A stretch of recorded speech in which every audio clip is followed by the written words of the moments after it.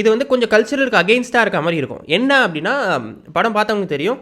கல்யாணம் ஆனால் கூட இப்போ என்ன, அதாவது இவங்களோட இந்த மைண்ட் செட் என்னென்னா, நான் சொல்கிறவங்கள தான் நீ கல்யாணம் பண்ணுன்றது, உன் வாழ்க்கை மேலே எனக்கு அதிகாரம் இருக்குது அப்படின்ற அந்த ஒரு ஆணவம். அண்ட் அவங்களுக்கு அது ஒரு பிற்போக்கு தன்மைன்னு வச்சுக்கோங்களேன். அப்போ வந்து இவனை எப்படியோ கல்யாணம் பண்ணி வச்சுட்டு அவ்வளோதான், முடிஞ்சிருச்சு அவன் லைஃப், அதுக்கப்புறம் நம்ம நிம்மதியாக இருக்கலாம் என்ற ஒரு எண்ணம் இருக்குல்ல, அதை தான் அவங்க கேள்வி கேட்குறாங்க. அதாவது கல்யாணம் ஆனால் என்ன, இப்போ வந்து அவங்க கல்யாணன்றது வெறும் ஒரு அரேஞ்ச்மெண்ட்டு. ஆனால் அவங்க கல்யாணத்துக்கு அப்புறம் வந்து அவங்க பிரிஞ்சு போயிட்டு அந்த லவ் பண்ண பையனோ பொண்ணோட போய் சேர்ந்தா என்ன பண்ணுவீங்க? அப்போ திருப்பி போயிட்டு கூட்டிகிட்டு வருவீங்களா?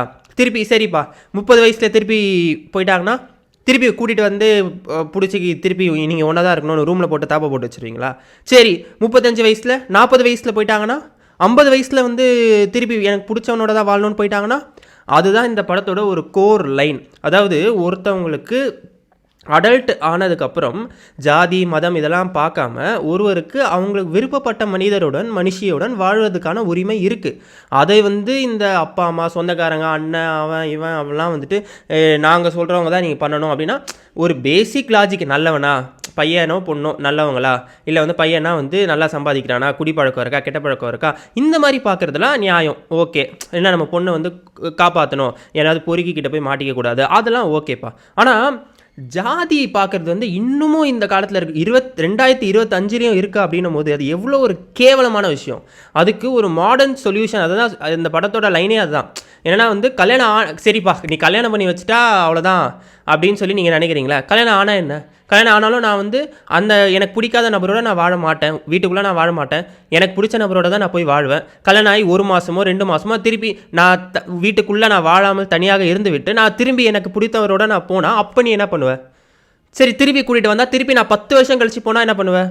இல்லை நான் 50 வயசுக்கு போனால் என்ன பண்ணுவேன்? நீ உயிரோடு இருப்பியா அது வரைக்கும்?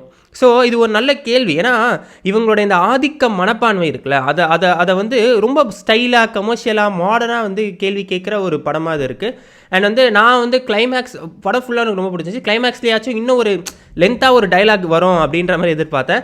அது வந்து மேபி என்னோட old mind set 90s kit மாதிரி ஒரு மைண்ட் செட் போல், கடைசியாக ஹீரோ வந்து பயங்கரமாக கருத்து சொல்லணும் அப்படின்னு அங்கேயுமே வந்து டைலாக் ரொம்ப குறைச்சிட்டு வெறும் ஒரு 3 லைன் என்னவோ தான் சொல்லியிருப்பார் போல். பட் அதுவுமே ரொம்ப ஷார்ட் அண்ட் ஸ்வீட்டாக கரெக்டாக சொல்லியிருப்பார்.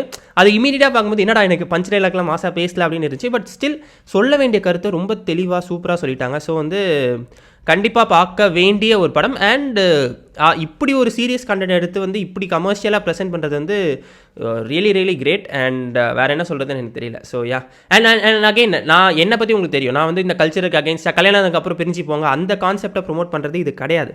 இது அந்த கான்செப்ட்டுக்கும் இதுக்கும் ரொம்ப பெரிய